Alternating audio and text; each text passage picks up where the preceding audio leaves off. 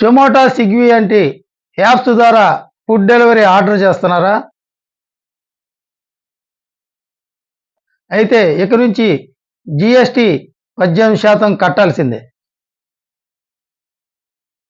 ఇప్పటి వరకు ఈ సంస్థలు 5% మన దగ్గర నుంచి వసూలు చేస్తుంటే, ఇక నుంచి కేంద్ర ప్రభుత్వం పెంచినటువంటి ఈ జీఎస్టీ వల్ల వారు భరించాల్సినటువంటి భారాన్ని ఫుడ్ డెలివరీ ఎవరైతే తీసుకుంటున్నారో వారి మీద భారాలేయటానికి సిద్ధపడుతున్నారు. ఇటీవల జరిగిన జీఎస్టీ 56వ కౌన్సిల్ సమావేశం ఈ మేరకు సిఫార్సు చేసింది.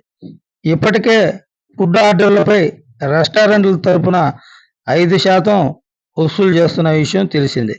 ఇకపై దీనికి అదనంగా మరో 18% జీఎస్టీ చెల్లించవలసి ఉంటుంది.